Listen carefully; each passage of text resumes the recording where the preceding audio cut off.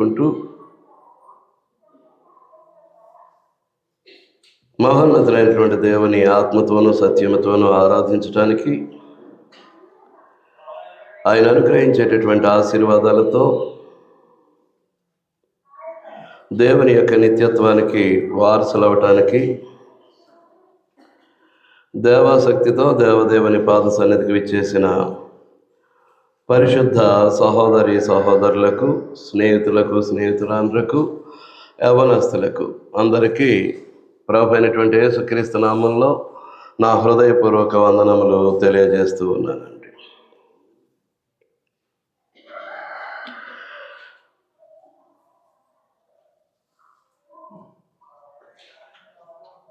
దేవుని యొక్క దైవశక్తి మనకు జీవానికి, భక్తికి కావలసిన వాటిని అన్నిటినీ దయచేస్తూ ఉంది.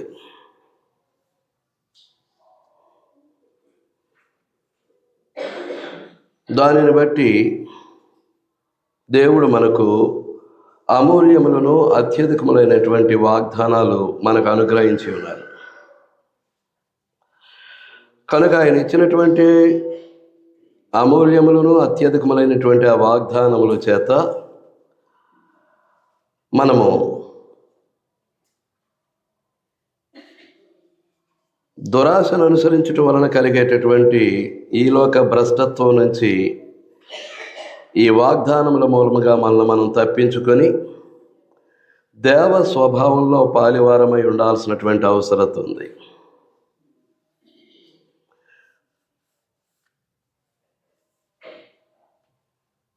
అంచేత ఆ దేవ స్వభావంలో పాలివారం అవటానికి మనకు దోహదపడేది దైవభక్తి. కనుక ఆత్మ సంబంధమైనటువంటి ఏ ఆశీర్వాదాన్ని పొందాలన్నా విశ్వాసము ప్రధానమైనటువంటిది. అంచేతనే ఏం చెప్తాడు? విశ్వాసాన్ని పొందాలి. విశ్వాసం ఎలా కలుగుతుంది అనేటటువంటి సంగతి మనకందరికీ తెలుసు. వినటం వలన విశ్వాసం, వినకపోతే విశ్వాసం లేదు. మీకు అర్థమవుతుందా అండి? ఎంత వాక్యాన్ని విని నేర్చుకోగలిగితే అంత విశ్వాసంలో మనం వృద్ధి చెందడానికి అవకాశం ఉంటుంది. లేకపోతే అలా గిడచబారిపోయిన మొక్కల్లాగా ఏ విధమైనటువంటి ఎదుగుదల ఉండదు, ఏ విధమైనటువంటి ఫలాలు ఉండవు. రావటం, కూర్చోవటం, వెళ్ళటం, అంతవరకే మనం పరిమితమైపోతాం. మీకు అర్థమవుతుందా అండి? అంచేత విశ్వాసం విషయంలో పటిష్టంగా ఉండాలండి. కనుక అప్పుడు విశ్వాసమునందు సద్గుణం, సద్గుణమునందు జ్ఞానం, జ్ఞానమునందు ఆశానిగ్రహం, ఆశానిగ్రహమునందు సహనము, సహనమునందు భక్తి, భక్తి అందు సహోదర ప్రేమ, సహోదర ప్రేమ యందు దయ అమర్చుకుని.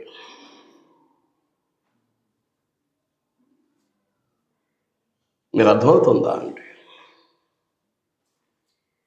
ఆరవది భక్తి. భక్తి అనేది మన యొక్క ఆత్మ సంబంధమైనటువంటి జీవన విధానంలో ఏర్పడాలి అని అంటే 5 టచ్ చేస్తేనే కానీ 6వది భక్తిని అలా టచ్ చేయటానికి అవకాశం లేదండి. మొదటిదేంటి? విశ్వాసం. రెండవదేంటి? సద్గుణం. మూడవదేంటి? జ్ఞానం. నాలుగవదేంటి? ఆశానిగ్రహం.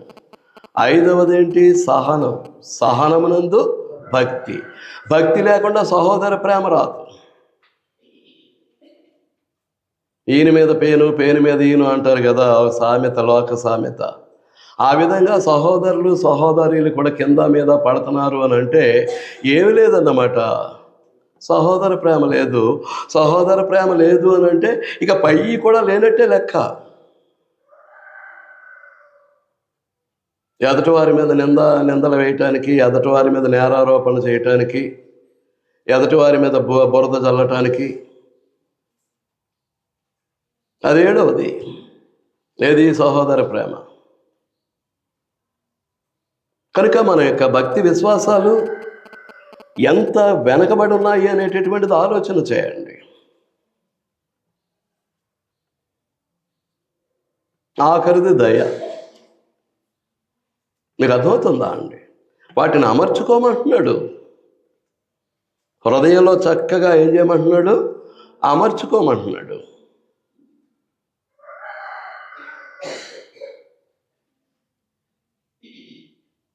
విశ్వాసం ఉన్నది అని అంటే సద్గుణం కావాలి, మంచి గుణం.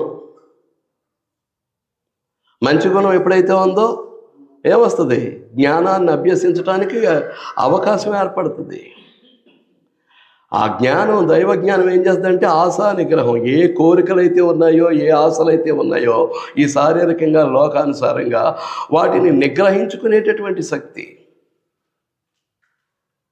వాటిని నిగ్రహించుకునేటటువంటి శక్తి. ఆ తర్వాత సహనం. వాటిని కొనసాగించాలి అని అంటే సహనం కావాలి. క్రీస్తు ప్రభువు పాపంతో పోరాడినా, తన శరీరంతో పోరాడినా, సిలువలో సాతానుతో పోరాడినా ఆయన యొక్క ఆయుధం సహనం మాత్రమే. క్రీస్తు ప్రభు యొక్క ఆయుధం సహనం మాత్రమే. మనం ఎంతవరకు సహనం కలిగి ఉంటున్నాం? ఓర్పు సహనాలు ఎంతవరకు కలిగి ఉంటున్నాం?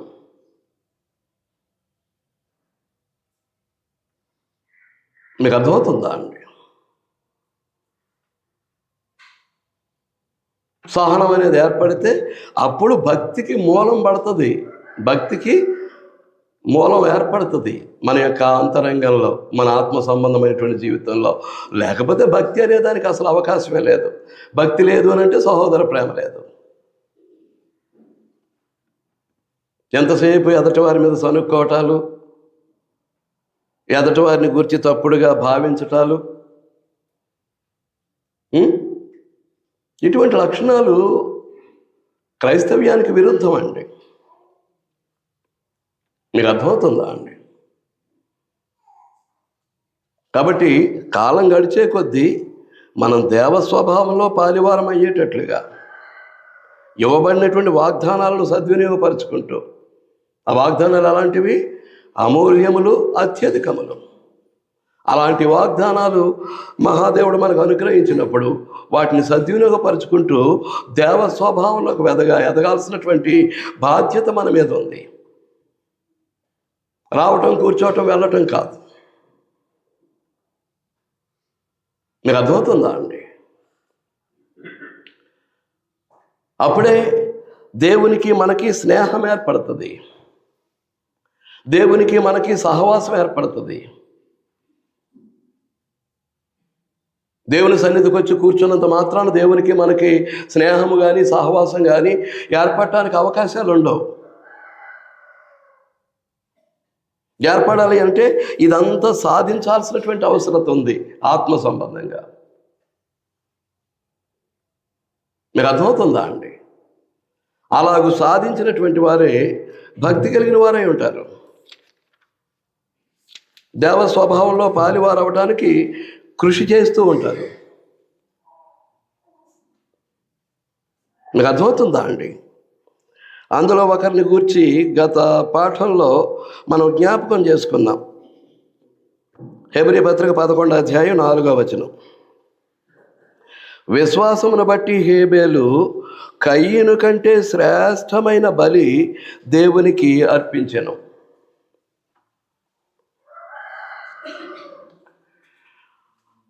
అర్పణ అనేటటువంటిది భక్తిలో భాగం.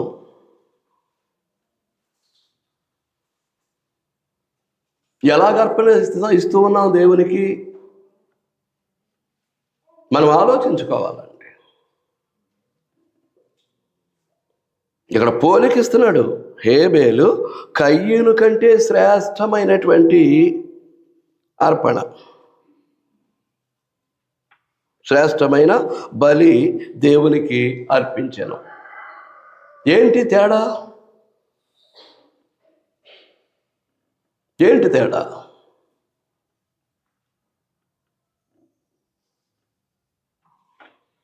అప్పటికి అర్పణ ఏ విధంగా అర్పించాలి అనేటటువంటి ఆజ్ఞ ఏమీ లేదు. మీరు నాకు అర్పణ అర్పించండి, నా పట్ల కృతజ్ఞులై ఉండండి అని దేవుడు చెప్పింది ఏం లేదు. కాకపోతే దేవుని పట్ల కృతజ్ఞతా భావం కలిగి ఉండేటట్లుగా మానవ నిర్మాణంలోనే దేవుడు ఆ కృతజ్ఞతా భావాన్ని అంతరంగంలో ఉంచేశాడు.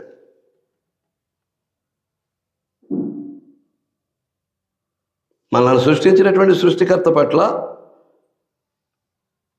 ఆయన అనుగ్రహించినటువంటి మానవ జీవితాన్ని బట్టి,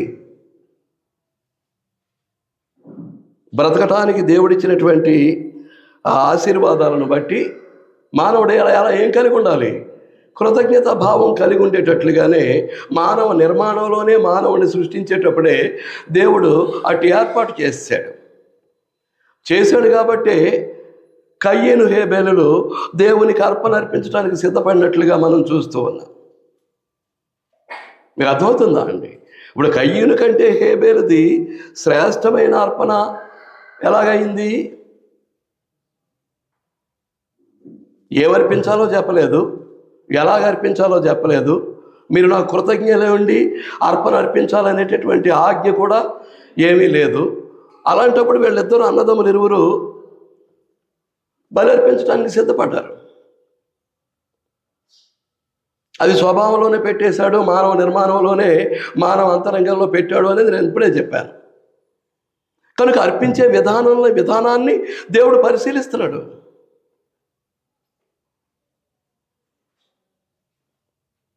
కొంతమంది ఏంటి అని అంటే, ఆ పంట పట్టుకొచ్చాడు కాబట్టి దేవుడు కయ్యను అంగీకరించలేదు, గొర్రెను అర్పించాడు కాబట్టి హేబేలు యొక్క అర్పణను అంగీకరించాడు. ఏం చేస్తున్నానంటే ఆయనకు రక్త ప్రోక్షణ ఇష్టం అనేటటువంటి వాదనతోటి మాట్లాడే వాళ్ళు ఉన్నారు. తప్పు.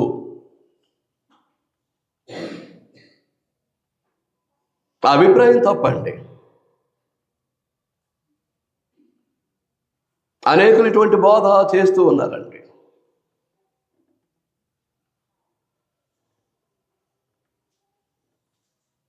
మీకు అర్థమవుతుందా అండి?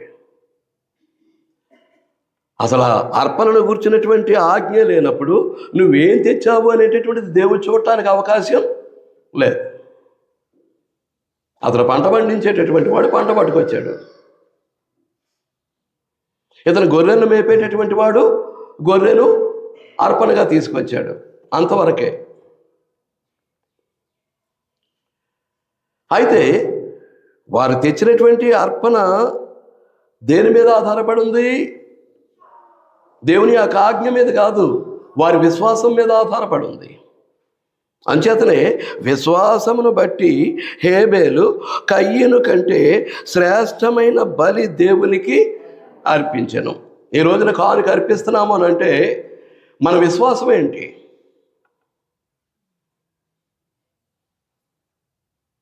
వారం రోజులు బ్రతకటానికి నీకు నీ కుటుంబ పోషణకు దేవుడు ఎంత ఇస్తున్నాడు? మొత్తంలో నువ్వెంత ఇస్తున్నావు దేవునికి?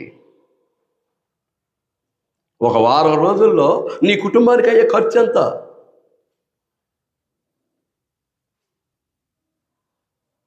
అందులో అది ఇచ్చినవాడు దేవుడే అని నీవు అనుకుంటే, నేను అనుకుంటే, మనం అనుకుంటే, మనం ఇచ్చే కానుక యొక్క స్థాయి ఏంటి? అంతగా ఆలోచించాలి అని అంటే దానికి మూలం నీ విశ్వాసం. దానికి మూలం నీ విశ్వాసం, నా విశ్వాసం, మన విశ్వాసమే దానికి మూలం. చూడండి, ఆదికాండం 4వ అధ్యాయం.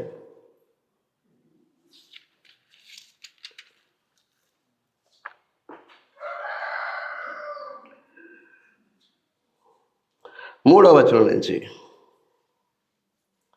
కొంతకాలం అయిన తరువాత కయీను పొలము పంటలో కొంత యెహోవాకు అర్పణగా తెచ్చెను. హేబేలు కూడా తన మందలో తొలుచూలున పుట్టిన వాటిలో క్రొవ్విన వాటిని కొన్ని తెచ్చెను. యెహోవా హేబేలును అతని అర్పణను లక్ష్యపెట్టెను, కయీనును అతని అర్పణను ఆయన లక్ష్యపెట్టలేదు. దేన్ని బట్టి? విశ్వాసమును బట్టి. విశ్వాసమును బట్టే అర్పణ ఉంటుంది.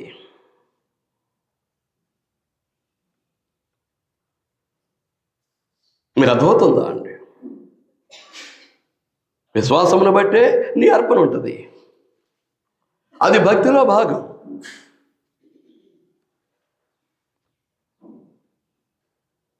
ముందు మా అవసరతలు, ఆ తర్వాత మిగిలితే ఇద్దాం. ఇది భక్తి కాదు, మనం జీవించే విశ్వాస జీవితానికి మూలము కాదు.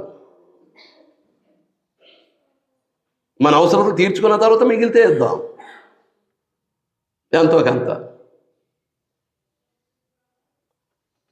కనుక అది దేవుడు మెచ్చేది కాదండి. కనుక కయ్యని యొక్క అర్పణ దేవునికి అంగీకారయోగ్యంగా లేదు. చూడండి, కొంతకాలమైన తర్వాత కయ్యను పొలము పంటలో కొంత యెహోవాకు అర్పణగా తెచ్చెను. పొలము పంటలో కొంత యెహోవాకు అర్పణగా తెచ్చెను. ఇంకా అక్కడ విశేషణాలు ఏం లేవు. There is no any adjective before his offering, Cain's offering. కయ్యని యొక్క అర్పణకు ముందు ఏ విధమైనటువంటి విశేషణాలు వాడబడినటువంటి పరిస్థితులు ఏం లేవు. కానీ హేబేలు దగ్గరికి వచ్చేసరికి ఏమంటాడు? హేబేలు కూడా తన మందలో తొలుచూలున పుట్టిన వాటిలో నెంబర్ 1. తొలుచూలు ఎన్నుకున్నాడు ఎవరు? హేబేలు. అది అతని విశ్వాసానికి మూలం. కొంత పట్టుకొచ్చేశాడు కయ్యను, అది అతని విశ్వాసం. హేబేలు దగ్గరికి వచ్చేసరికి కొన్ని విశేషణాలు వాడుతున్నాడు.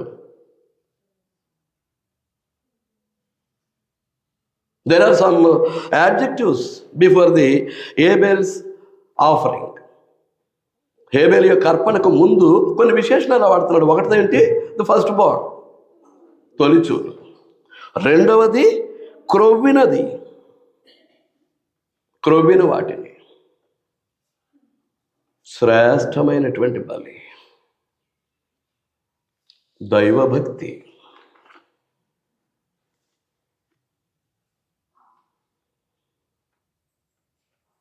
చెయ్యి ముంచటమే కొంతమందికి ఇష్టం.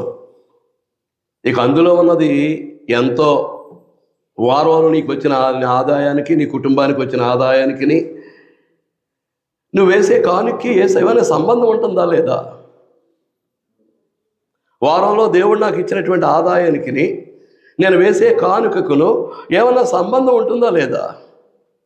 నేను చూసుకోవాల్సినటువంటి అవసరం ఉంది.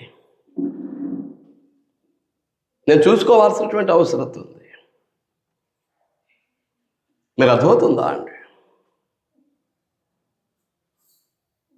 ఎలాగిస్తున్నాను కానుక? నేను ఇచ్చే కానుక నా దేవునికి అంగీకార యోగ్యమా కాదా? నా దేవుడు అంగీకరిస్తున్నాడా? దైవభక్తి. మీకు అర్థమవుతుందా అండి? అంచేతనే అతన్ని గూర్చి హెబ్రీ గ్రంథకర్త మాట్లాడుతూ పరిశుద్ధాత్మ పూర్ణుడై ఏమంటాడు?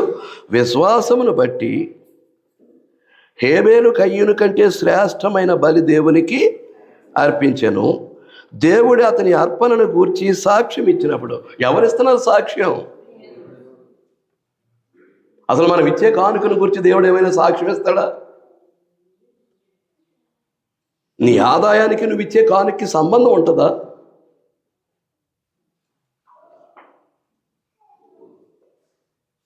ఏమండి?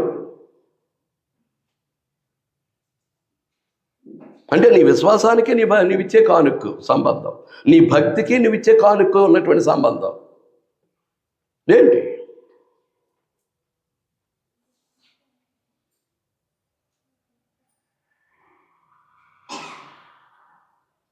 మీరు అర్థమవుతుందా అండి?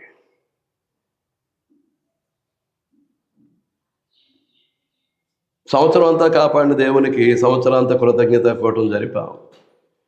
దాని కొరకు మీరు అందరూ కూడా ధారాళంగా కానుకలు ఇచ్చారు. కార్యక్రమాన్ని దేవునికి మహిమకరంగా ఘనంగా జరగటానికి సహకరించారు. ఆ ఇచ్చినటువంటి కానుకలు సంవత్సరం పాటు కాపాడినటువంటి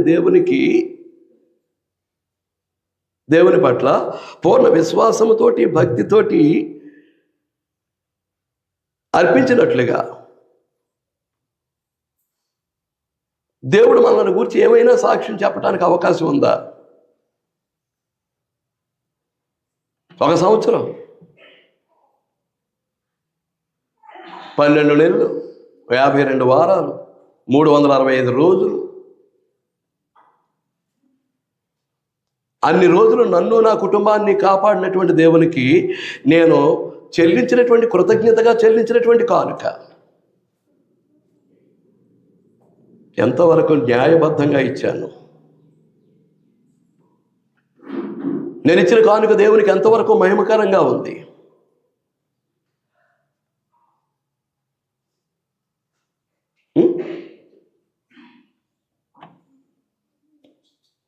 ఏంటండి?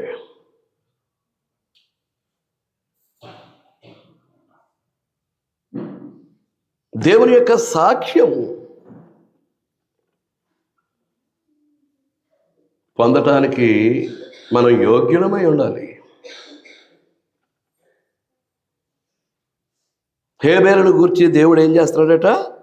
దేవుడు అతని అర్పణను గూర్చి సాక్ష్యం ఇచ్చినప్పుడు అతడు ఆ విశ్వాసమును బట్టి నీతిమంతుడని తీర్చబడాను. సాక్ష్యం పొందాను. నీతిమంతుడని సాక్ష్యము పొందాను.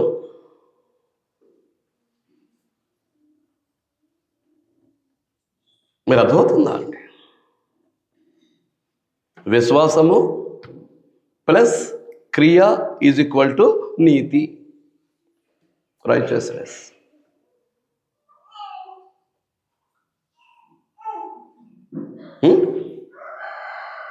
క్రియలేని విశ్వాసం మృతం, చచ్చింది. క్రియలేని విశ్వాసం మృతం. ప్రాణము లేని శరీరం ఎలాగ మృతమో క్రియలేని శరీరము కూడా, క్రియలేని విశ్వాసము కూడా అలాగే మృతం. ఒక్కసారి మీకు తెలియంది కాదు, పక్కనే ఉంది కాబట్టి చూద్దాం. యాకోబు 2వ అధ్యాయం 17వ వచనం. అలాగే విశ్వాసము క్రియలేనిదైతే అది ఒంటిగా ఉండి మృతమైనదగును. విశ్వాసము క్రియలేనిదైతే అది ఒంటరిగా ఉండేమవుతుందట? చచ్చింది అవుతుంది, చస్తుంది. ఎలాగూ 26వ వచనం ఆఖరి వచనం, ప్రాణము లేని శరీరం ఎలాగూ మృతమో అలాగే క్రియలు లేని విశ్వాసము మృతం.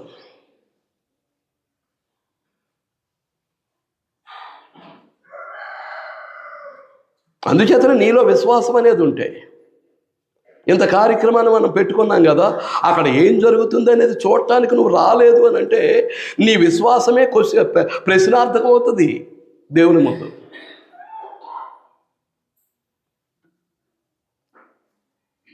మీరు అర్థమవుతుందా అండి? దేవుని ఎదుట నీ విశ్వాసమే క్వశ్చన్ మార్క్. అది నిన్ను విశ్వాసంగా లెక్కించటానికి దేన్ని బట్టి ఏమండి? దేన్ని బట్టి లెక్కిస్తాడు? మనమందరము దేవుని కుటుంబం అయినప్పుడు, దేవునికి ప్రియమైనటువంటి కుమారులు కుమార్తెలమైనప్పుడు, నువ్వెంత దూరంలో అంటే ఉండు, పరిస్థితులు ఏమంటే కానీ నీ విశ్వాసం నిన్ను విడిచిపెట్టదు. ఆ క్రియ జరిగించడానికి అది నిన్ను పొరుకొల్పుతూ ఉంటుంది, ప్రోత్సహిస్తూ ఉంటుంది.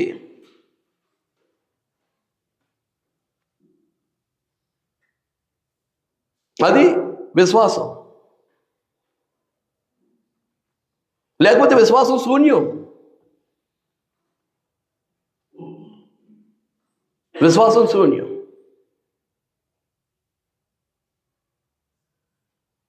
మేము దూరంగా ఉన్నాం కాబట్టి ఆ కార్యక్రమానికి హాజరు కాలేం.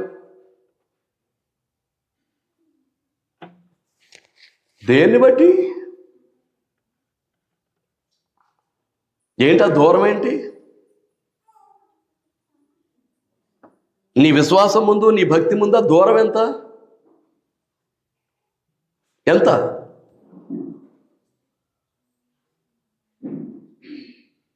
ఏంటండి ఎంత?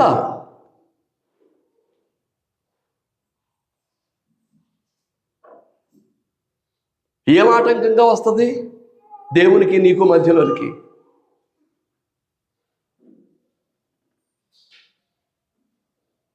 నాకు పని ఉంది కాబట్టి మీరైనా వెళ్ళండి అని భార్య పిల్లలకు చెప్పి పంపించగలుగుతున్నామా?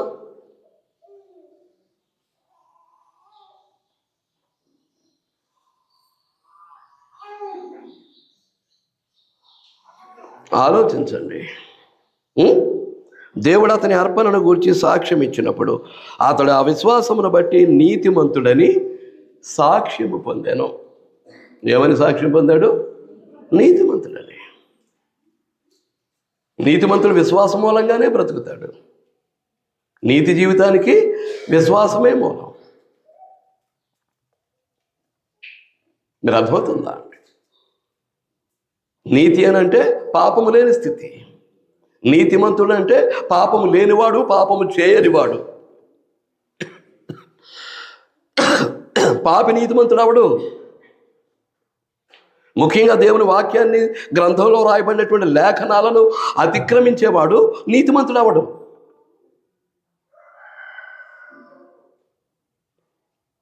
వాక్యానుసారంగా జీవించేవాడే నీతిమంతుడు అవుతాడు. ఆజ్ఞాతిక్రమే పాపం. ఏమండి?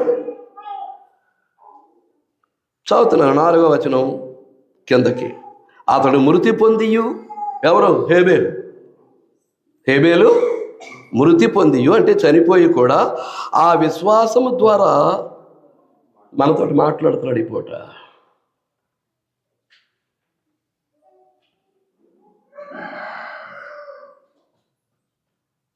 Today they were talking with us through his faith. ఆయన యొక్క విశ్వాసము ద్వారా మనతోటి మాట్లాడుతున్నాడు.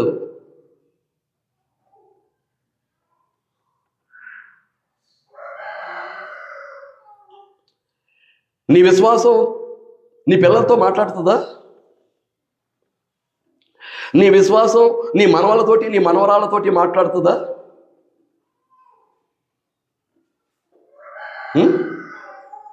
మాట్లాడుతుందా?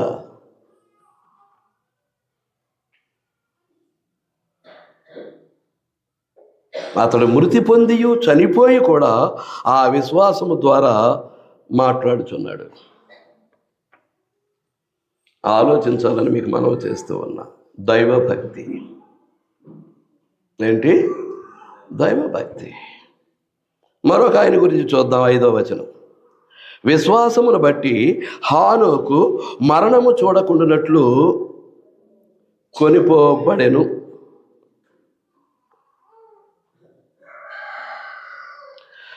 అతడు కొనుపోబడక మునుపు దేవునికి ఇష్టడై ఉండెనని సాక్ష్యము పొందాను. కాగా దేవుడు అతనిని కొనిపోయాను గనుక అతడు కనబడలేదు. కింద ఇచ్చేస్తున్నాడు 6వ వచనంలో. విశ్వాసము లేకుండా దేవునికి ఇష్టడై ఉండుట అసాధ్యం. విశ్వాసము లేకుండా దేవునికి ఇష్టడై ఉండుట అసాధ్యం. అందుచేతనే హానోకు తన విశ్వాసమును బట్టి మరణము చూడకుండానట్లు కొనుపోబడెను. అతడు మరణాన్ని చూడలేదు. అతడు ఈ భూమి మీద బ్రతికింది 360 సంవత్సరాలు. 360 సంవత్సరాల్లో 300 సంవత్సరాలు దేవునితో కలిసి నడిచాడట. 300 సంవత్సరాలు దేవునితో కలిసి నడిచాడట. చూడండి, ఆదికాండం 5వ అధ్యాయం.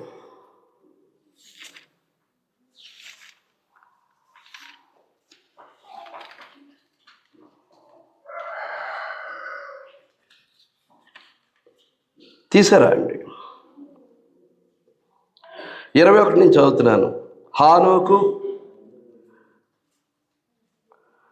65 ఏండ్లు బ్రతికి మెతూషెలను కనెను. హానోకు మెతూషెలను కనిన తరువాత 300 ఏండ్లు దేవునితో నడుచుచు కుమారులను కుమార్తెలను కనెను.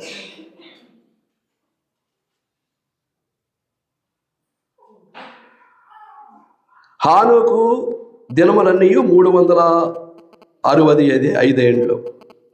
హానోకు దేవునితో నడిచిన తరువాత దేవుడు అతన్ని తీసుకొని పోయిన గనుక అతడు లేకపోయాను.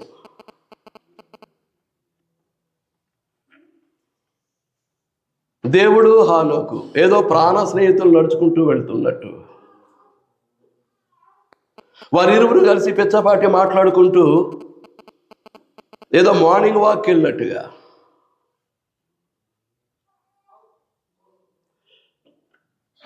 హానోకు దేవుడు కలిసి అలా నడుచుకుంటూ నడుచుకుంటూ నడుచుకుంటూ ఎంతకాలం వెళ్ళాడట? ఎంతకాలం? 300 సంవత్సరాలు. వాళ్ళు ఇంతవరకు మనం బ్రతుకున్న కాలంలో ఒక్కరోజైనా దేవునితో నడిచినటువంటి అనుభవం మన జీవితంలో ఉందా? ఒక్కరోజైనా?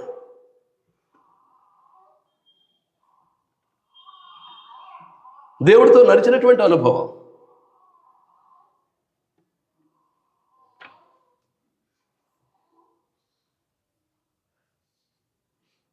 మూడు 300 ఏళ్ళు ఇద్దరూ కలిసి కబుర్లు చెప్పుకుంటూ ప్రాణ స్నేహితుల్లాగా మాట్లాడుకుంటూ మాట్లాడుకుంటూ ఎంతవరకు వెళ్ళిపోయారు? దేవుని ఇంటి దాకా వెళ్ళిపోయారట.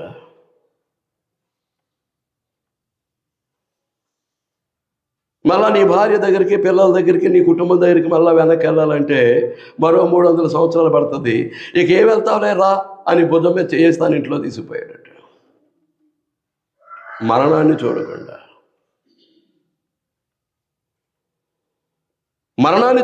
దేవుడు తన గృహంలోనికి తన భక్తులైనటువంటి హానోకును తీసుకువెళ్ళిపోయాడు.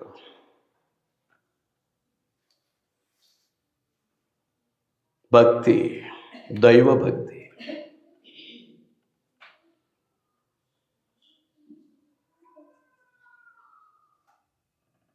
ఏం సంపాదించాం కాదు, ఎంత విలాసవంతమైనటువంటి జీవితాన్ని జీవిస్తున్నాం కాదు.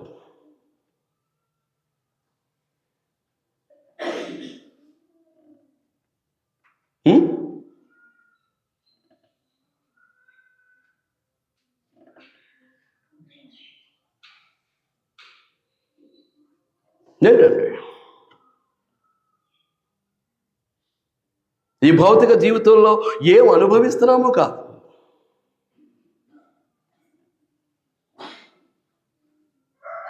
నువ్వెవరవో నేనెవరినో మనం ఎవరమో అనేటటువంటిది కనుక మనం గ్రహించుకుంటే ఇదే జీవితం. నువ్వెవరవో నీకు తెలియదు, నేనెవరినో నాకు తెలియదు అనుకోండి, ఇక మనం జీవించే జీవితం ఇది ఇప్పుడు జీవించినట్టే ఉంటుంది, ఇప్పుడు బతుకుతున్నట్టే ఉంటుంది. దేవునితో కలిసి నడిచేటటువంటి పరిస్థితులు ఉండవు.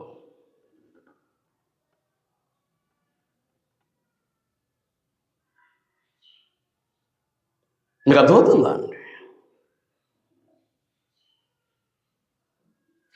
దైవభక్తి అని అంటే దేవునిలా ఉండటమే, దైవ సహవాసానికి జీవితాన్ని ఆయత్తపరుచుకోవటమే. చెప్పానుగా, ప్రారంభంలోనే చెప్పాను, సమవుజ్జి. దేవునితో సహవాసం చేయాలి అని అంటే దేవునితో నేను సమవుజ్జిగా ఉండాలి. We have equal status, my God and my self. నేను నా దేవుడు సమాన స్థితి, సమాన స్థాయి. లేకపోతే స్నేహం కుదరదు, సహవాసానికి వీలుండదు.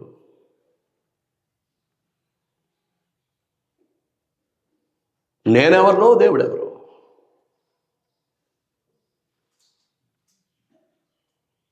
మనం గొప్పలు చెప్పుకోవచ్చు మన విశ్వాసాన్ని బట్టి, మన భక్తిని బట్టి. అసలు దేవుడు నన్నెవరో గుర్తిస్తున్నాడా? దేవుడికి నేను తెలుసా? దేవుడు నన్ను ఎరిగినవాడా?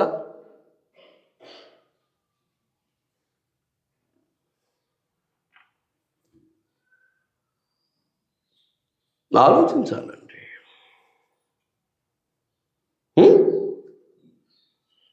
విశ్వాసమును బట్టి హానోకు మరణమును చూడకుండానట్లు. What a wonderful life about God. దేవుని కొరకు అతడు జీవించినటువంటి జీవితం ఎంత అత్యద్భుతమైనటువంటి జీవితం.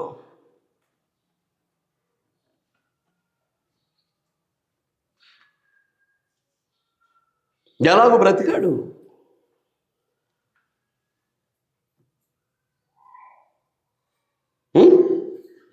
విశ్వాసమును బట్టి హానోకు మరణమును చూడకుండానట్లు కొనిపోబడెను, శరీరంతో సహా.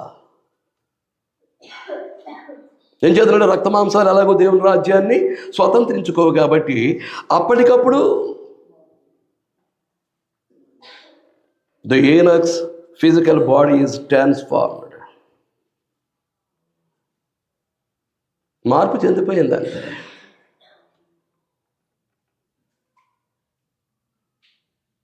శరీరం రక్తమాంసాలతో కూడినటువంటి దేహం ఆత్మరూపంగా మార్చబడింది. మనం పునరుద్ధానంలో క్రీస్తు ప్రభు యొక్క రాకడ సమయంలో ఎలాంటి మహిమ దేహాన్ని అయితే మనం ధరించుకుంటామో, మరణాన్ని జయించి తిరిగి లేచిన సందర్భంలో బ్రతికుండగానే అలాంటి దేహాన్ని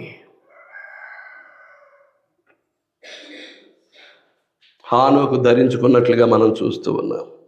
మరణము చూడకుండానట్లు కొనుపోబడెను.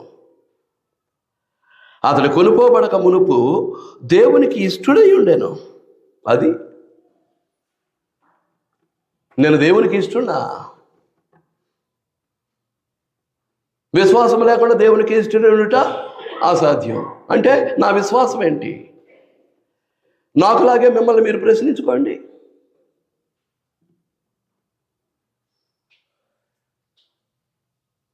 మిమ్మల్ని మీరు ప్రశ్నించుకోండి. నేను విశ్వాసినా? నేను భక్తిపరున్నా? భక్తిపరురాలనా? ఒకసారి ప్రశ్నించుకోండి. మీరేంటో మీకు అర్థమవుతుంది.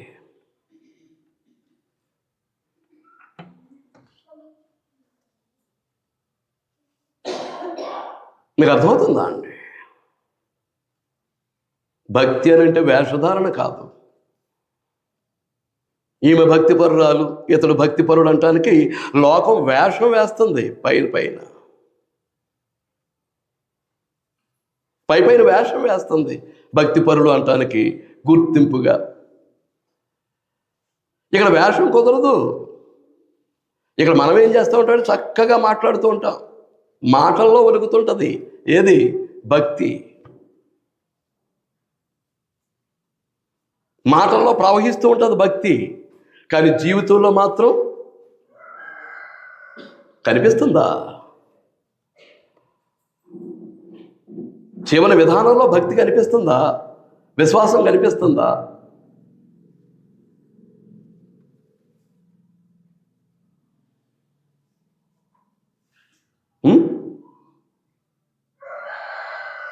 నేను ఇస్తున్నాను కదా అనొచ్చు. అది నువ్వు ఇచ్చేది దేవుడు అంగీకరిస్తున్నాడా? ముందే చూసుకున్నాం కదా. నేను ఇచ్చే కానుక నా విశ్వాసానికి, నా భక్తికి రుజువు అన్నావు అనుకో, అది నువ్వు ఇచ్చే కానుక దేవుడు అంగీకరిస్తున్నాడా?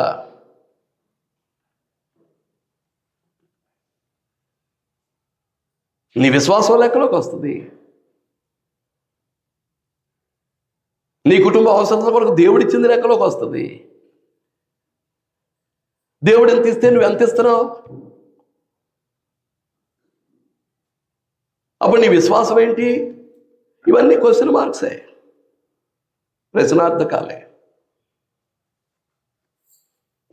నాకు ఉద్భవించేటటువంటి ప్రశ్నలకు నేనే సమాధానం చెప్పుకోవాలి. నా విశ్వాస భక్తి జీవితాన్ని నేను పరిశీలించుకుంటూ ఉండగా నాకు వచ్చేటటువంటి ప్రశ్నలకు నేనే సమాధానం చెప్పాలి. అలాగే మీ విశ్వాస భక్తి జీవితాలను మీరు పరిశీలించుకుంటూ ఉండగా మీ ముందు నిలబడుతున్నటువంటి ప్రశ్నలకు మీరే సమాధానం చెప్పాలి. మీరు విశ్వాసి ఎలాగో, మీరు భక్తి పరులు ఎలాగో,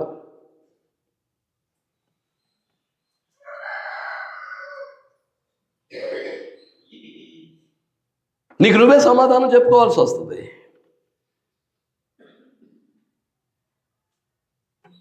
ఆలోచిస్తూ ఉన్నారని నేను భావిస్తూ ఉన్నా. దేవునితో నడుచుకుంటూ వెళ్ళిపోయాడట. దేవుని ఇంటి దాకా వెళ్ళిపోయారట. దేవుడు అన్నాడట, ఏం వెళ్తావురా వెనక్కి, నా ఇంటి దాకా వచ్చేసావు, రా అని భుజం మీద చేసి లోపల తీసుకెళ్ళిపోయాడట. మరణాన్ని చూడకుండానే. దేవుని కొరకు బ్రతకటం అంటే అది. దేవుని యందు విశ్వాసం కలిగి ఉన్నాను అంటే అది. దేవుని యందు నేను దైవభక్తి కలిగి ఉన్నాను అంటే అది విధానం. అది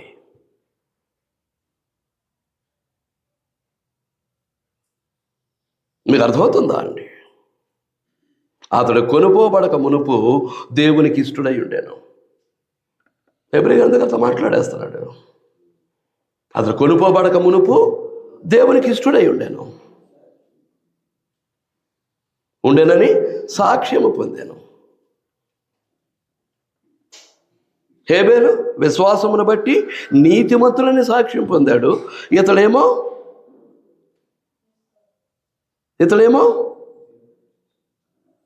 దేవునికి ఇష్టడై ఉండనని సాక్ష్యం పొందాను. దేవుడు అతని కొనిపోయిన గనుక అతడు కనబడలేదు. దేవునికి ఇష్టడై ఉండటం.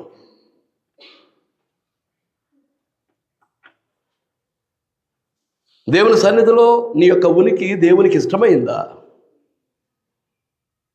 దేవుని సన్నిధిలో నువ్వు చేసే స్తుతి దేవునికి ఇష్టమైందా?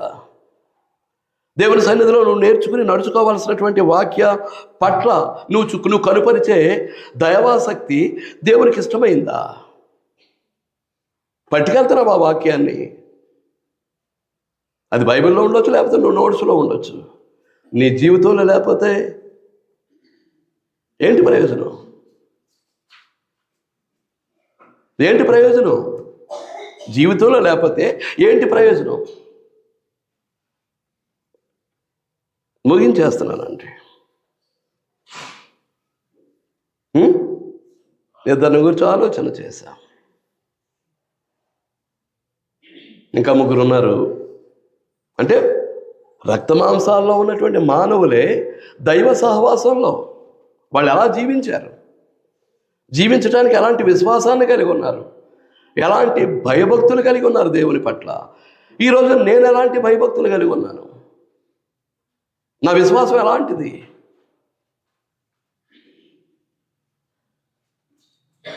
ఆలోచించుకోవాల్సినటువంటి అవసరం ఉంది. ఈ భూమి మీద దేవుని చేత రక్తమాంసాలతో సృష్టింపబడినటువంటి మానవులే ఈ రోజున మన విశ్వాసానికి, మన భక్తికి మాదిరిగా కనిపిస్తూ ఉన్నారు. భక్తి పరులై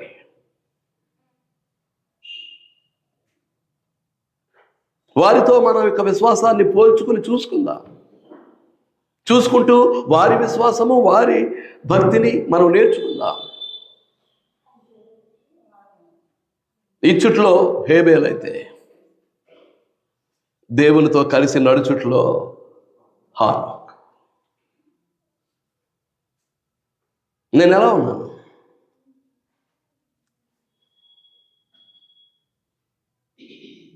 లోకరక్షకుడైనటువంటి ప్రభు అయినటువంటి యేసుక్రీస్తు జగత్తు పునాదికి ముందే నియమింపబడిన తర్వాత కాలం సంపూర్ణమైనప్పుడు ఆయన భూమి మీద నరునిగా అవతరించి దేవుడు నిశ్చయించినటువంటి సమయంలో సిలువనెక్కి మన పాపాన్ని మోసి సిలువలో మన పాప శిక్షను భరించి మన ప్రాణానికి బదులుగా ఆయన ప్రాణమును అనగా ఆయన రక్తమును ఆఖరి రక్త పొట్టు వరకు చిందించి